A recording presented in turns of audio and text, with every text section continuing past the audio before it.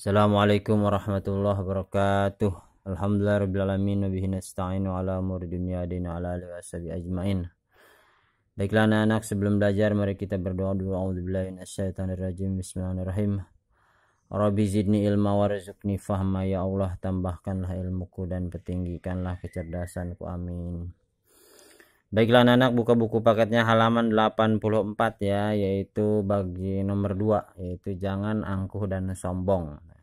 Judulnya.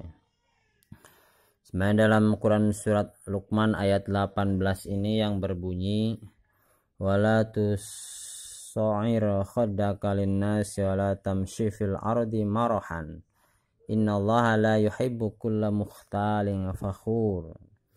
Yang artinya janganlah kamu memalingkan mukamu dari manusia karena sombong, dan janganlah kamu berjalan di muka bumi dengan angkuh, sesungguhnya Allah tidak menyukai orang-orang yang sombong lagi membanggakan diri. Nah, ciri-ciri sifat sombong itu memalingkan muka dari manusia. Nah, kadang-kadang lihat orang yang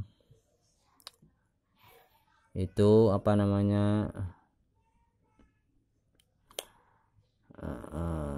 sekarang sih jarang ya orang melihat orang yang susah kita memalingkan diri, jarang, karena mereka udah tahu semua gitu ya. Tapi ada kalanya ketika orang melihat orang yang maksiat gitu kan, kadang-kadang kita memalingkan. Justru kita jangan memalingkan, kalau bisa kita nasihati, kalau bisa kita peduli agar dia berubah, bukan memalingkan ya. Jadi ketika kita melihat orang yang susah, orang apalagi orang yang susah mah ya, termasuk orang yang lagi maksiat pun, kita jangan memalingkan.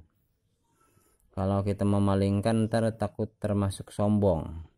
Tapi justru kita kalau bisa kita nasihati agar dia bisa bertaubat.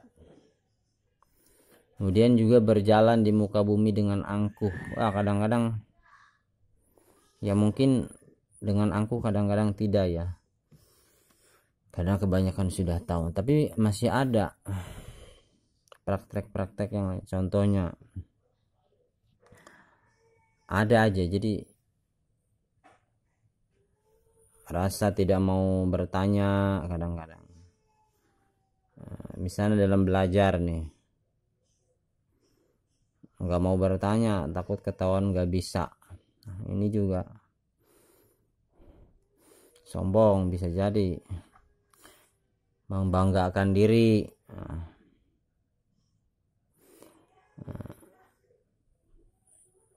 Terus apalagi misalnya termasuk tidak berdoa pun, tidak meminta kepada Allah, itu sombong.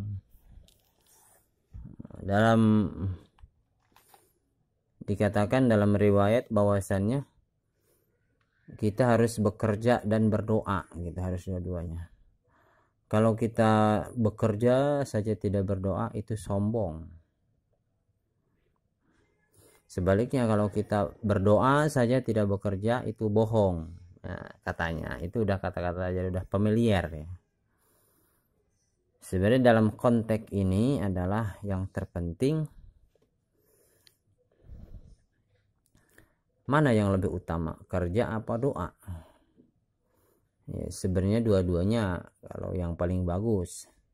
Tetapi kalau jika harus memilih antara kerja terus tapi tidak berdoa, atau berdoa terus tapi belum kerja gitu, tapi yang paling bagus menurut Bapak adalah doa dulu. Karena apapun setelah doa kan ntar mau dapat kerjaan atau tidak,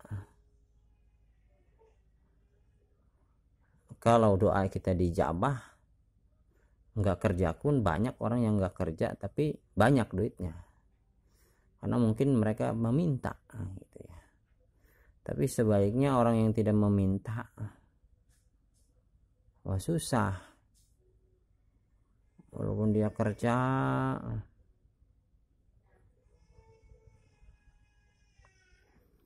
Jadi alangkah baiknya kita dalam belajar juga berdoa dan belajar.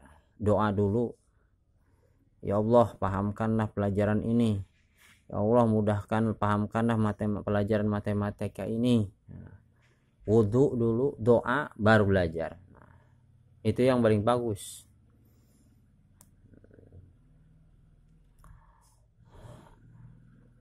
Karena kita tahu bahwasannya Allah itu mengirimkan apa, memberikan adalah wahyu. Kalau kepada Nabi namanya wahyu. Gak usah belajar Nabi, langsung pintar.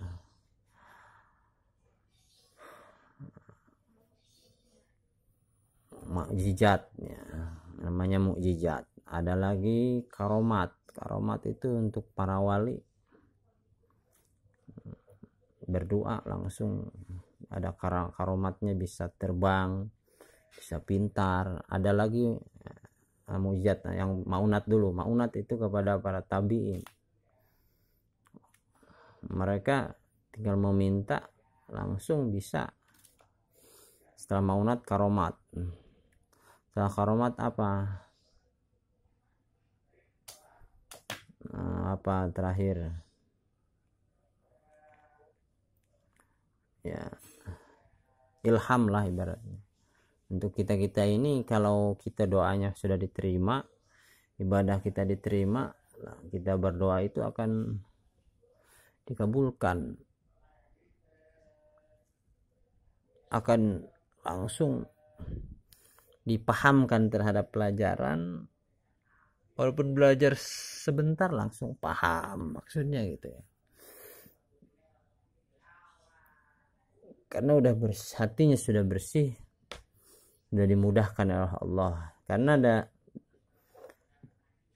dalam kata Imam Syafi'i, an-nuru al-ilmu nur, ilmu itu adalah cahaya, wa nurullahi la yuhda lil 'asi, dan cahaya Allah itu tidak akan ditunjukkan kepada orang yang maksiat, kepada orang yang kotor jiwanya, kepada orang yang sombong, kepada orang yang seperti itu ya. Tetapi ilmu itu diberikan kepada orang yang rendah hati, kepada orang yang bersih jiwanya, hatinya. Oke, orang-orang yang seperti ini pelajaran pun akan mudah masuk, sekali dengar langsung bisa. Beda dengan orang yang sombong, orang yang ngeyel, orang yang tukang maksiat. Walaupun berkali-kali, berjam-jam, itu susah pelajaran untuk bisa. Seperti itu ya anak-anak. Baiklah, untuk tugasnya sampai sini aja dulu. Untuk penjelasannya, untuk tugasnya tulis ini ayat Luqman, surat Luqman ayat 18. Tulis bersama artinya dan tajwidnya ya. Ini aja yang Bapak dapat sampaikan. Mohon maaf bila ada kesalahan. Billahi taufiq wal hidayah. Assalamualaikum warahmatullahi wabarakatuh.